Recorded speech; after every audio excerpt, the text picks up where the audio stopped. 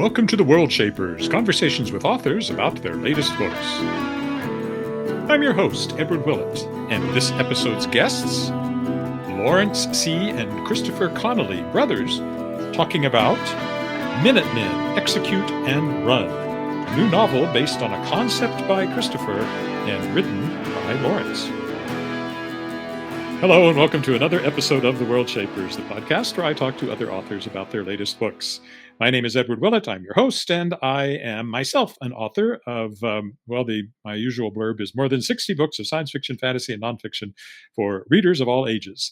My latest book is called Fireboy. It's a modern-day middle-grade fantasy adventure.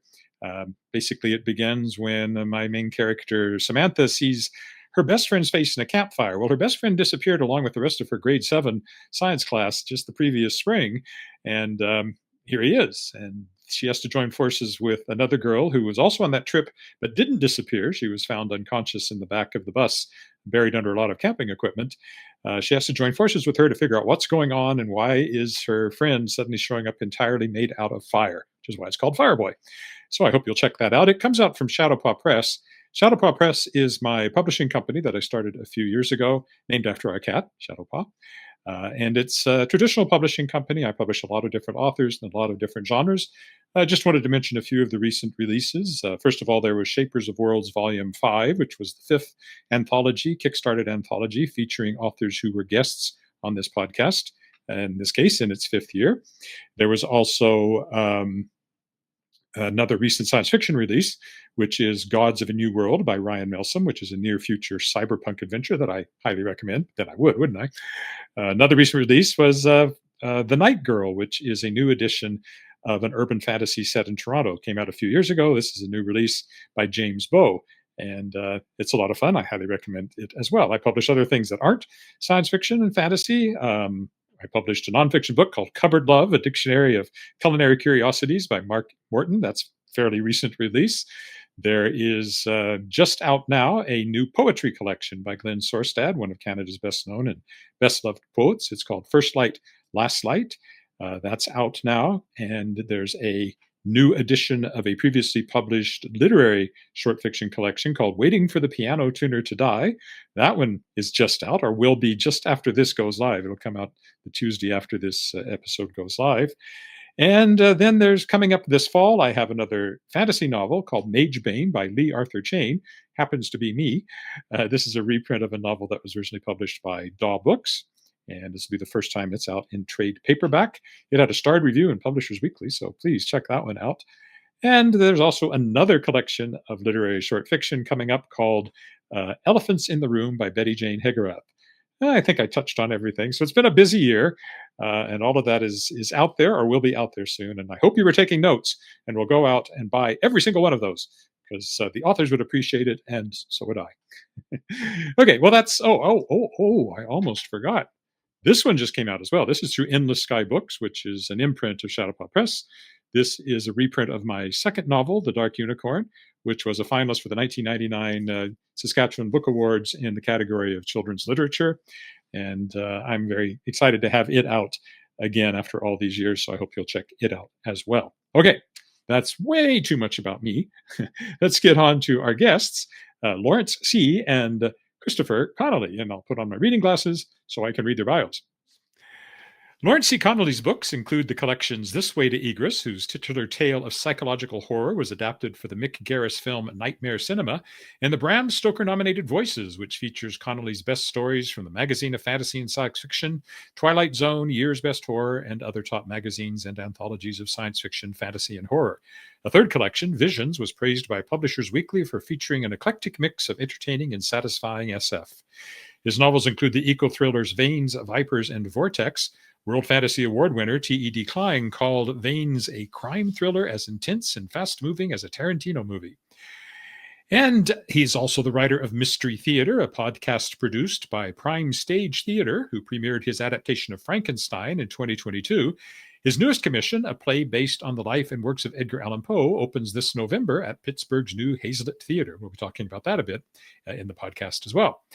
His brother, Christopher Connolly, began a designing career in the New York fashion industry in the 1980s and is currently owner and president of Phoenix Design and Print and 33 Design Solutions, companies that have produced work for Fortune 500 companies as well as the world's top designers and performers, among them Jeffrey Deitch of Deitch Gallery in New York City, Sotheby's Auction House, Martha Stewart Living, Eden Fashion, Bono and Ali Houston, and the Yoko Ono Coffins exhibit.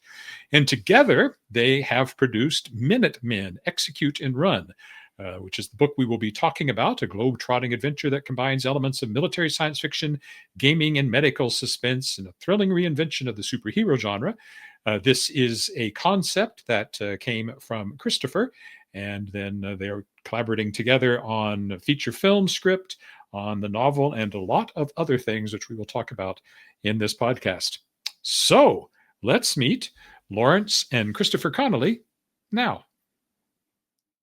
So, Lawrence and Christopher, welcome to the Worldshapers.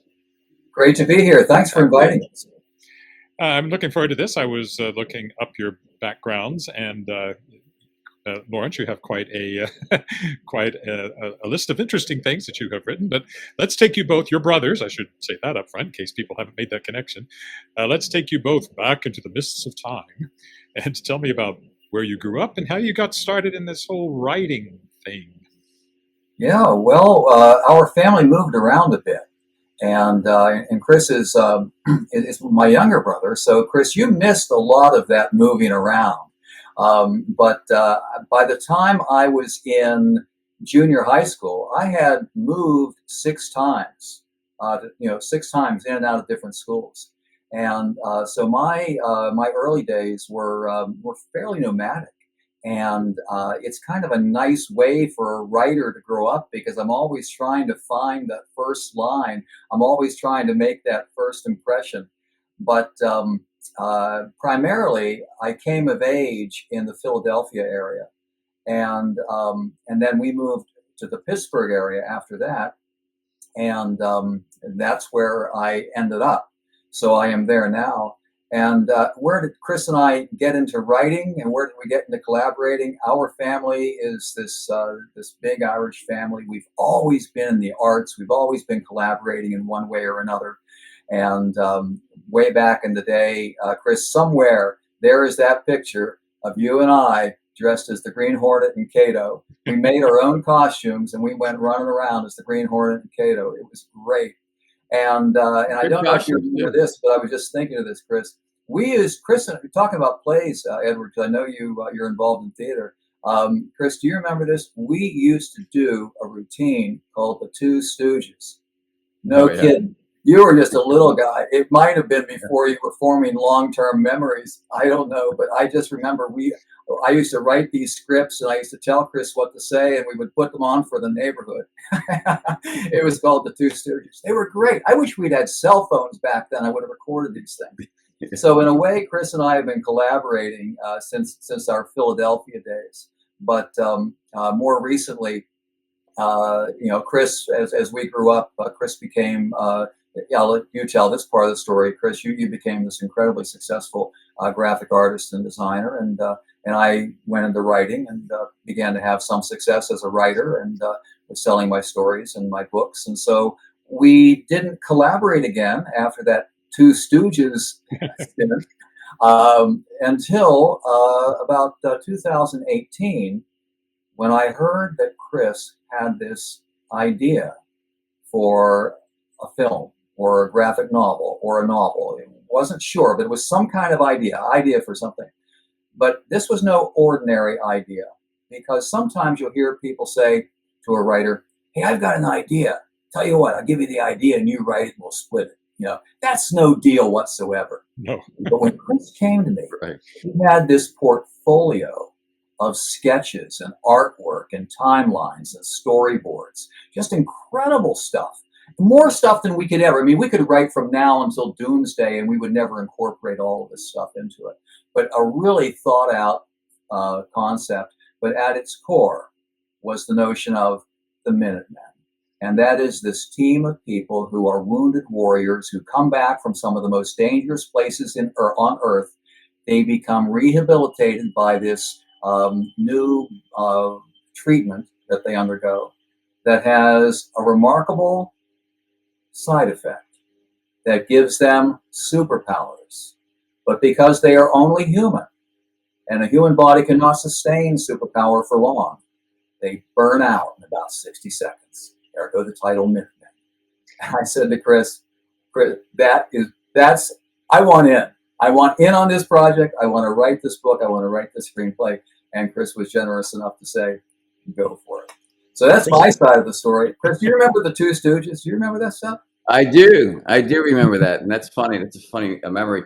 The other thing we used to do is we used to, with Mark, our brother Mark, we used to actually write out what we thought were films, and we would actually do them with our film. What was the camera back then, Larry? Do you recall? Camcorder. That wind up 8mm film. 8mm, yeah. Well before that. But so anyway, yeah, the same thing. We have not collaborated since then, probably, but the work we've done, watching each other's journey. I remember one time, well, funny story is I was doing the illustrations, doing design work, and Larry once said to me, comment that, Chris, you should do comic books. And he didn't know I was writing. I was doing my own version of my own writing. It was my therapy. It was great. I was drawing. I was still doing these things. But I came up with the concept of the Minuteman project, and I started sketching these drawings out and telling a story that I thought was pretty cool. And when Larry did read it, it kind of validated what I was working on, because I'll tell you something. I went to see Larry one time speak, do a reading, and he said something that really resonated with me. He said, everyone's a writer. All you got to do is write. And I felt the same thing about art and design. I thought everyone's an artist. I mean, you look at the simplest little thing like a fork. I mean, it's a design, right? So everything is art. If everyone can be a writer. But that's a little bit making things a little bit simple and easy to say. Everyone's not a writer. I remember when I was doing the writing, and even with Minutemen too, I dove into it. I would go down to my studio, my study, and I would start writing early in the morning. I would look up and the moon's out. And I thought, I just lost an entire day and I'm not getting paid for this. What am I doing every day writing? And by the way, Larry probably knows as well as any writer, but the next day when I would go back and read it, when I went to sleep that night thinking it was great stuff, I would, woke up the next morning going, oh, I got to rewrite this whole section. Maddening. So when Larry said he was going to jump on, I knew I was in good hands, and we were going to really create something really well. So if we back up again, you both obviously seem to have gravitated to the horror, science fiction, fantasy kind of thing. Where did that come from? Why the direction that you ended up going? Yeah. Well, it came from a number of places for me. I mean, I grew up on the Outer Limits and the Twilight Zone. I came to them at a very young age, and they really formed my view of what fiction should be, what science fiction could be. But I think one thing that really got me into the science fiction thing is that I was at one of the early screenings of 2001. I was just a kid, and I remember the lights go down and the music begins, and then 2001 comes up on the screen, and it's the whole movie screen, right? It's a block long. It's Cinerama. And then, boom, it's Stanley Kubrick. So everything is timed to the music, right? The earth is rising, the moon is rising, the sun is rising, and then Stanley Kubrick's name comes up on the screen. And then, boom. And then, now, maybe it's a false memory, but this is what I remember. Boom, Arthur C. Clarke's name. Big as a block, like a block long. And I'm thinking, yeah, that's it. That's a writer, science fiction writer. That's what I'm going to do. And it just made an impression. And there are all kinds of ways we can begin the story about where we began, where the seed came from. But that's certainly one of them. When I saw that writer's name on the screen, a block long, I thought, this is for me. This is what I want to do. Now, all future, every time I saw the movie after that, it didn't have that. Now, I don't know if that was something that existed only in the first release of the film, and then Kubrick said, well, let's take the writer's name off of there. I just want my name up there. because Arthur C. Clarke's name is not in the credits in any other print that I've seen. But in that opening, when the film first opened, that's what I saw, or at least that's what I remember I saw. Maybe I was existing in some kind of parallel universe. But that got me started, and but then I didn't start writing right away. I began writing a while after that, and began writing for the magazines, submitting things to the magazines, and getting things back as rejections, and on and on. This was back in the day when you could really learn how to write by submitting to the magazines. They would actually read your stories and send you back a note. You had to rip open the envelope and read the note, tack the note on your wall, and start again. And I gave myself a year. I said, I'm going to write for a year, and if I don't sell anything, then I'll give it up and I'll go do something else. And so 11 months in, I sold the first story that I wrote to Amazing Stories. And then I thought, well, if Amazing Stories likes my stuff, I have a dozen more stories that I've written over the course of this year. Let me send them all to them. I sent them to them. Amazing Stories took 4 more, and then they rejected one. I wrapped it up, sent it off to Rod Serling's Twilight Zone magazine, and they took it. So then I began selling stories to Twilight Zone. So that's kind of how I got started. I think we must be just about the same age. I don't know how old you are. I'm 66. And I saw 2001 and a Saturday matinee with all these kids who didn't have a clue what they were watching. But I had read the book first because I was already a big science fiction reader. So Arthur C. Clarke was always the person I thought was the most important person involved in 2001. And Stanley Kubrick was just the guy that made the movie, but the book was what was really important. So Chris, how about you? How did you get interested in the science fiction, fantasy, comic books, all that kind of stuff? Well, keep in mind, Larry's comment knocked me down a couple of tiers, I thought, when he said you should do comic books, because I wanted to be, I don't know. Comic books are good, but I just thought a little different when he said that. But suddenly it spun on me, and I realized, no, wait a minute, a graphic novel. A graphic novel, yes, that's what I'll do. I'll write a graphic novel. I'll create this. This is a ongoing story. I mean, I thought about the legacy of Superman and Batman and how these things keep being reinvented, and they're not, they evolve the way they're evolving. But I felt, wait a minute, this Minutemen, this what I'm working on can really be a legacy project. It can really be a franchise project. I actually, and I will have to admit, I actually thought I could pitch this to go straight to film. I do want the graphic novel to get out there. We have a novel that Larry's completed, and that's coming out. But I just thought this whole project, this whole platform would be pretty cool. You've got, I got to admit, I take it from the business side. It's the story, it's the merchandise, it's the franchise. I want this to go on beyond us and take a life of its own. I'm more fascinated by that part, I think.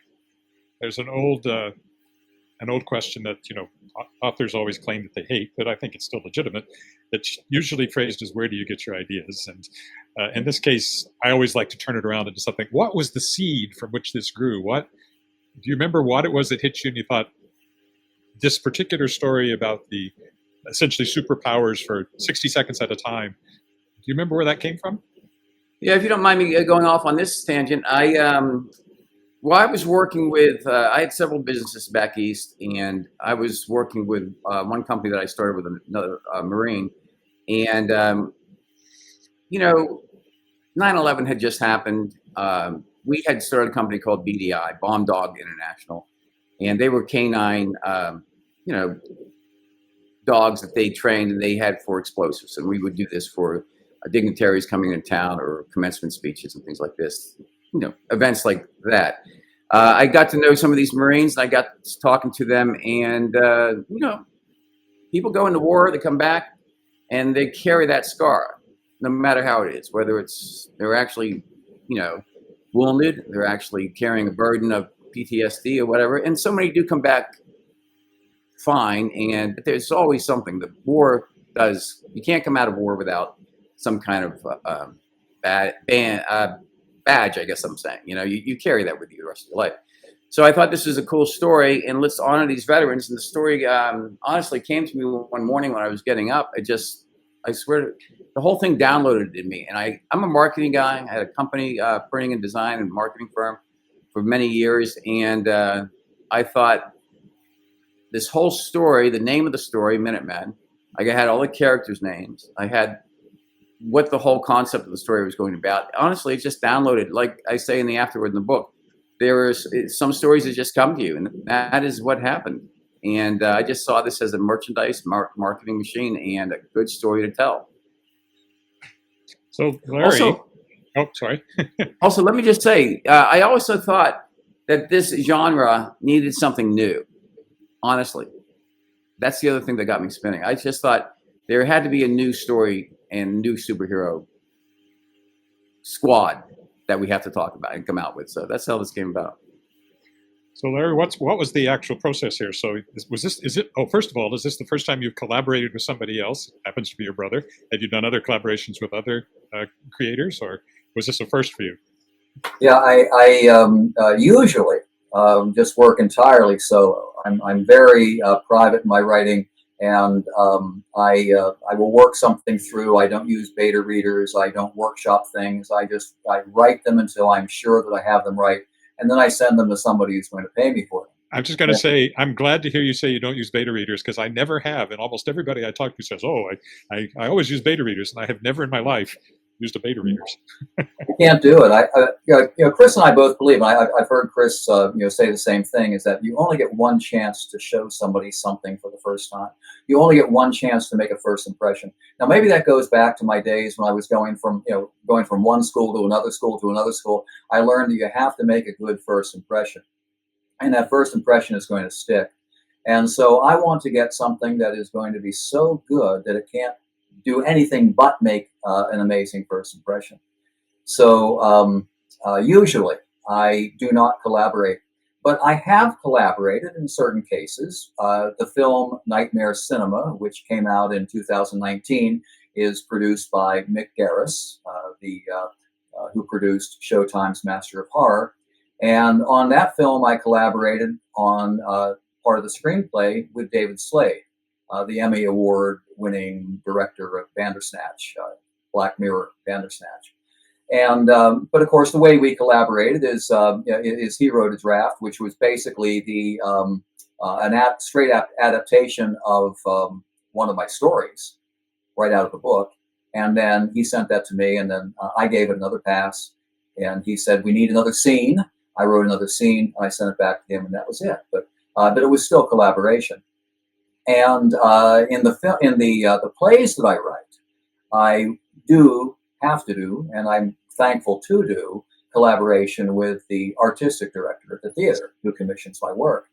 And yet, even there, I don't send the artistic director anything until it's complete and I'm sure it's finished. And this most recent piece I did for him, which is a play based on the life and the stories of Edgar Allan Poe, which opens this November, I sent that to him, and when I got it back, all he said was, "Let's let Poe have the last word," because I actually had it end I had it end somewhere else. He said, "Let's bring Poe back.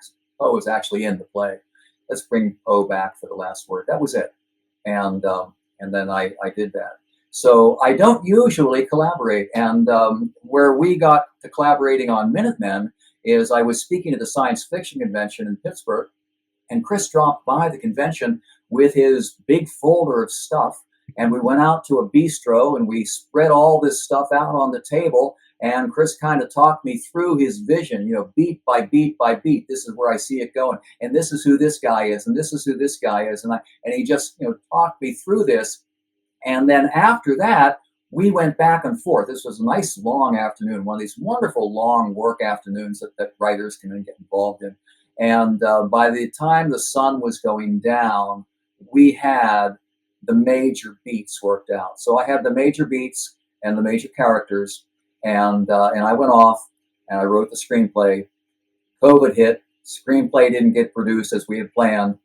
I took the downtime, and wrote the novel, and the novel is the one that is coming out October 15th. So it's going to beat the screenplay. The screenplay is still in development hell, but the book is coming out October 14th. And did Chris offer feedback on the novel as it was being written, or what was that process like? No, it was after I did it, but again, I did kind of shorten the story a little bit because I did the screenplay, shared it with Chris. Chris and I talked about it, and then I did a Bible for an 8-episode series. Shared that with Chris. We went back and forth on it, and then I wrote the first 3 chapters plus a detailed synopsis for a middle grade spin-off book. Wrote that, gave it to Chris. We went back and forth on it. Now, here's what's happening during these processes, you see, because each time we meet about one of these works in progress, we're throwing out ideas that are going to end up in the novel. So the novel is basically the 5th generation of these writing projects we've been working on.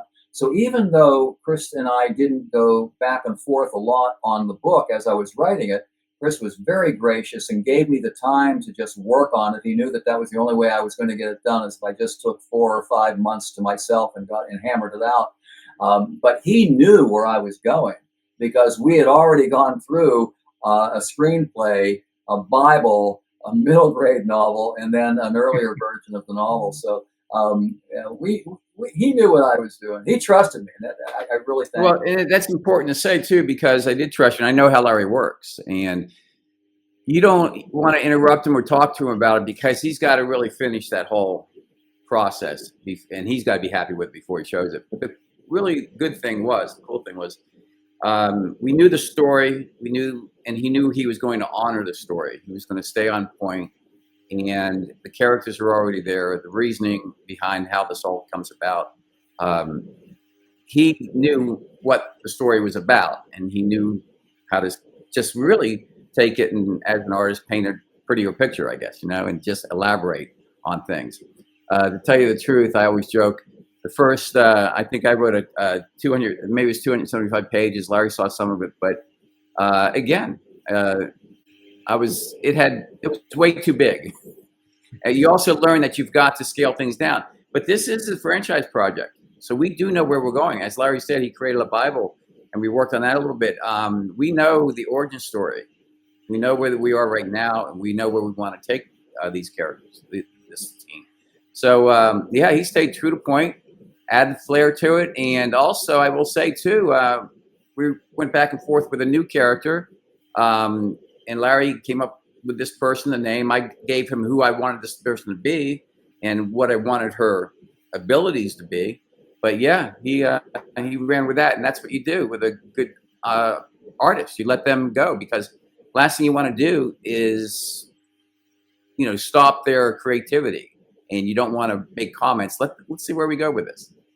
Yeah. And, another interesting thing about working together is that Chris will say something offhand. And for example, you told me that story one day about the coach who said that when his the people he was training complained, they said, "We're exhausted, we're tired." He said, "You're not tired. When you're tired, you'll know it. You won't be able to say you're exhausted." And that became part of the Minuteman story. There was a little flashback in there of a coach who said that. And there was another one very cool, very late in the game. Chris and his Marine buddy are talking. This is the guy that, Chris, you were working on Bomb Dog International with, right? And right. He gave us this little story about how the people that he worked with in the Marines got their nicknames, and Chris just said that offhanded, and I just went back and I put that in the story. I thought it was brilliant, and what I like about working on this project and working with Chris about it is that we will throw out these ideas. And maybe some of them don't, they're like seeds. We're casting seeds, right? And some of them don't take root.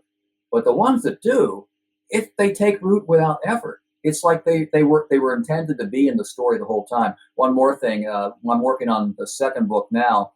And, the Bomb Dog, I have a picture of Chris and his Marine buddy and their Bomb Dog. And Chris said to me, it'd be cool to have dogs in the next book. Well, there are dogs in the next book, and it's that dog. No kidding. So there's so much we can do with that. You know, another story that Lawrence likes to talk about a lot is something I had told him once when I was training. There was an Olympic coach that came to me and started explaining to me that, you know, and I always train for endurance and for recovery time and so on. But there was a time he said, he came to me, I won't do the Russian accent, but he came to me, says, Chris, you've got to train to have 27-second bursts at a time. Burst, recover, burst, recover. And that, I took that to heart and I trained that way. And I had always trained for endurance, but now that I understood, you've got, you know, during a competition of wrestling, you do burst and then you ride.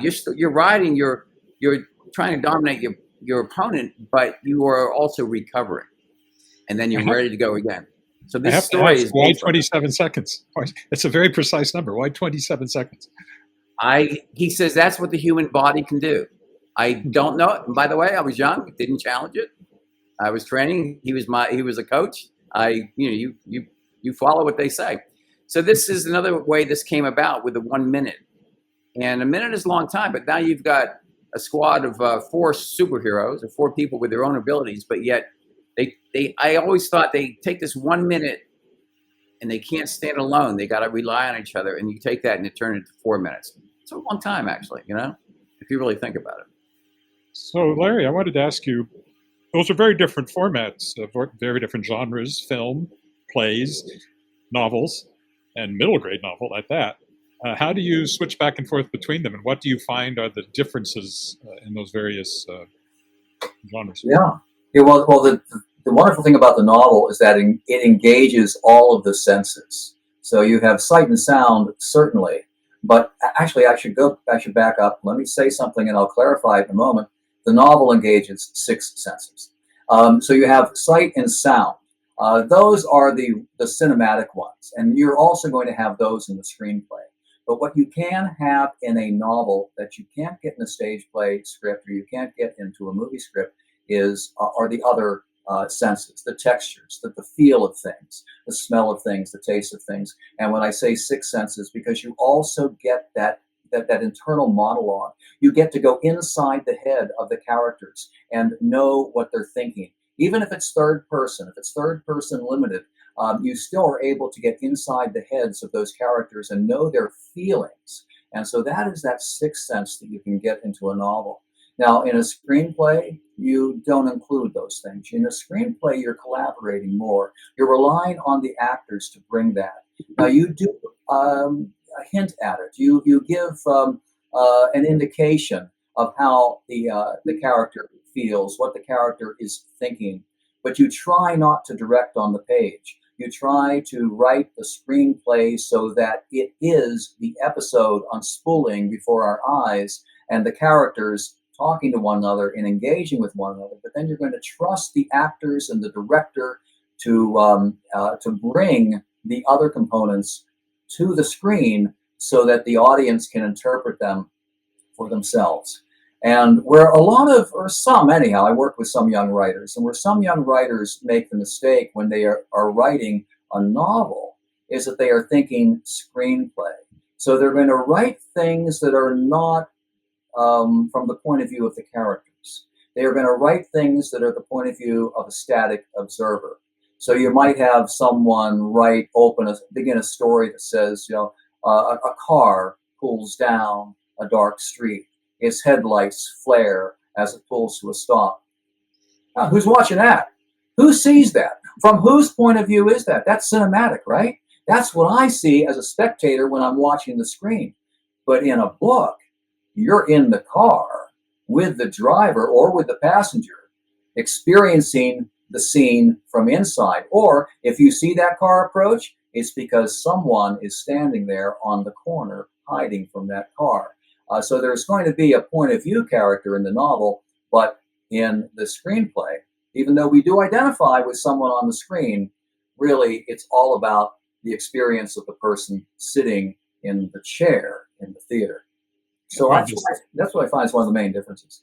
And then the stage play is quite different from a movie as well, because everything is there all the time. Yeah, that's right. Everything's always there, and I like stage plays, when I write, I try to do this. I try to have the scenes go as long as possible. You know, movies are a lot of shortcuts. You can cut, you can move from one scene to another. But in a play, I like the play to begin. I like the set to tell a story. The audience comes in, they see the set, the play begins, the characters come out. We can choose which character we want to look at. Now, of course, the screen or the stage writer, the playwright, can write in such a way that it draws our attention to one of the actors. An actor may perform in such a way that it draws the attention of that person. But nevertheless, we can choose to look anywhere we want. So in the stage play, everything that is visible on the stage is contributing to telling the story. And more than cinema, each person sitting in the theater is going to get a slightly different point of view, perspective on what they're seeing on stage. I just find that very exciting. But of course, it's also super collaborative once you begin putting the play on stage. And what I like about that is, even though I have been fortunate enough to be on the set when my work is being filmed, I'm also required to be there when the play is in rehearsal, and I really do enjoy that process where the actors will have questions, the directors will have questions, the artistic director may request a rewrite at that point. So it's a different kind of process, but I love it all. It's great stuff. And Chris, you're a graphic designer. Do you think your stories come to you primarily as images? And you're doing graphic novels. Clearly, you see things as images in the terms of telling stories. You know, that'd be a romantic way of thinking about it. But I think I see the story first, and I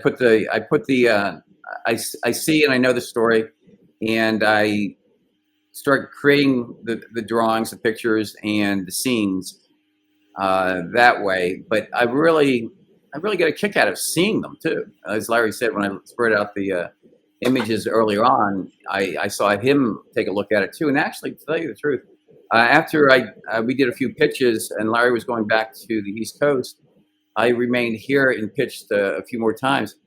And there's a way to pitch. You're told how to pitch. And I said, no, I got to do it my way. So I had a graphic novel on the laptop. I opened it up, gave my pitch, but they showed the graphic novel, and that's when they really leaned in, because now they see it, they saw it.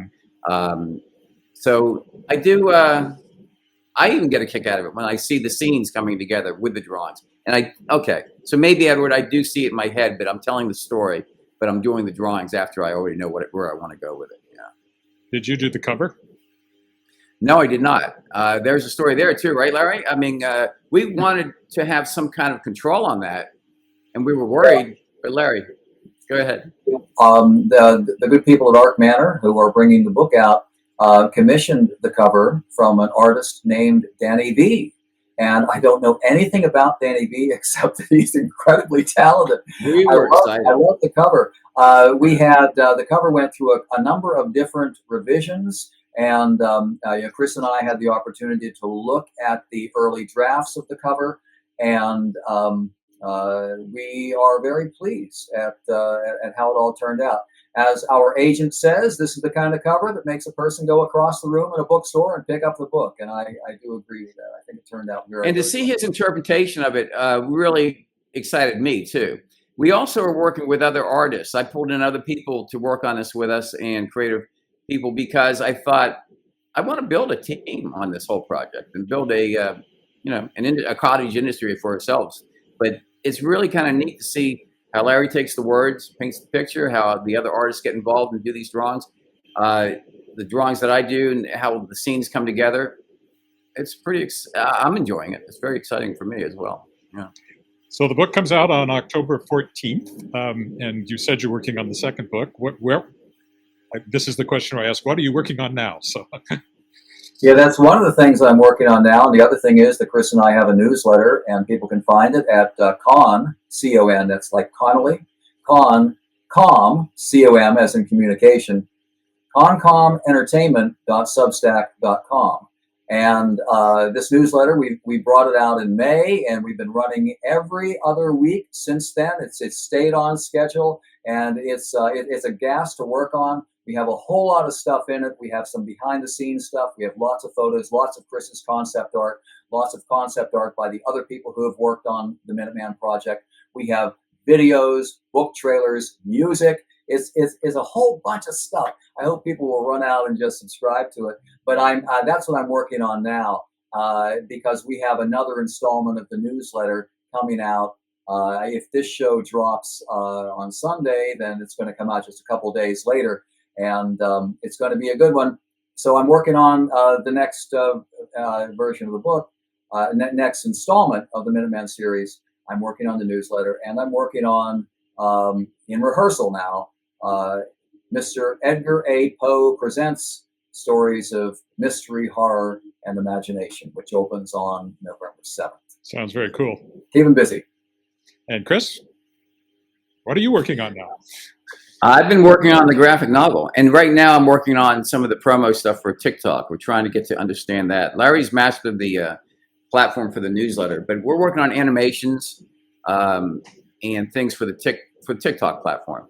And the graphic novel, I hope we can get that completed enough. And again, with that, you've got to probably have, I'm assuming you got to have several volumes done before you can start putting out, because they've got to hit one after the other in my thought. So yes, and again, we're dropping seeds with MM2, Minuteman 2, the 60 Seconds to Die. Yeah, so I mean that's cool. It's kind of excited to see where Larry's taking that one. He asked me if last year, I guess, to write a couple scenes on it too. I'm kind of curious if he, has those sprinkled in there or not. But yes, it's just the journey that we're on right now. We're very passionate about this, and very excited about October 14th. Excited and worried. All right, there's some websites or social media you would like to point people to. Sure. There's MinutemenNovel.com, which has a pre-order link for the book and also has the book trailer. And there is my website, LawrenceCConnolly.com or LawrenceConnolly.com. Either one, they'll both go to the same place. And there I have a whole bunch of stuff. I've had this website up for about 15 years, and I've got a long-running blog there. I have some of my music is up there. I also write and compose and perform music. So there's a whole bunch of stuff up there for people to discover. I hope they'll go check it out. But there's also a lot on the Minutemen there as well. So and Chris, we're both on Instagram and Facebook, and Chris, we do have that Minutemen Instagram. I'm telling you, Larry, you had mentioned that to me last time, so I went and looked. I'm going to start using that. We did not create that. We're going to go in and juice it up a little bit, but someone else created that. So it's nice to have people following you. That's right. That's right. Well, thank you both for being on. This was a great conversation. I really enjoyed it, and can't wait to see what happens when the book comes out. And I'd really like to see that play, because I am a theater guy and I've written plays and I'm an actor and all that stuff. Who knows? Maybe I'll get the rights and put on a local production here sometime. You never know. That would be great. Let's do it. Let's make that happen. Okay. So thank you both for being on the Worldshapers. Thank you so much. It's been a pleasure. Appreciate it. And thanks again to Lawrence and Christopher, Larry and Chris, for being on the Worldshapers. That was a fun conversation, and I hope that you enjoyed listening to it as much as I enjoyed conducting it. That's it for this episode of the World. Oh, there is one thing I wanted to mention, because I've mentioned it in the last couple of episodes, which if you've been watching, you'll know this is not my usual background. And that's because normally I do this in my home office at our house. But I broke my ankle on August 9th, and it's been non-weight bearing ever since, until just yesterday, as I record this. The doctor did the x-rays, said it's all healed up. I had no restrictions on walking. However, I have found that the foot that has not been walked on for 6 weeks is now going, "Hey, dude, what are you doing? What's with all this weight, man?" But I'll get over that. It seems to be getting a little bit better as I use it more, and the muscles get used to bearing my weight. So hopefully by the next Worldshapers, I might be back in my usual book-lined office, which makes a better background. Okay, let's see. I have to do the usual outro things, and that means telling you that the Worldshapers can be found online at theworldshapers.com. It's on X at the Worldshapers. It's on Instagram at the Worldshapers, and on Facebook at the Worldshapers. Actually, it's not on Instagram, it's on Facebook. I'm on Instagram at Edward Willett Author. I'm on X at eWillett. I'm on Facebook at Edward.Willett. I'm on YouTube, which you very much might be looking at if you're watching this, at Edward Willett. And what did I forget? Well, those are the important ones. And I am on the web at edwardwillett.com. That's my main website, and I guess you could go there and get links to all of the others. I should mention on the YouTube channel, although obviously I haven't been doing it recently, one of the things you can find is me walking around my home city of Regina, and I live stream those walks, and I hope to get back to that once my foot will allow me to do so. But for the moment, that's on hiatus. But if you'd like to see me walking around Regina and blabbing about whatever was going on that day, there's quite a few episodes of that on there, and feel free to check that out. Shadowpaw Press, I should also mention, my publishing company is at shadowpawpress.com. It's on Instagram at Shadowpaw Press, on Facebook at Shadowpaw Press, and on X at, guess it, Shadowpaw Press. That's it for this episode of The Worldshapers. Thanks for watching, and I look forward to welcoming you back as I continue to talk to authors about their latest books. That's it for this time. Bye for now.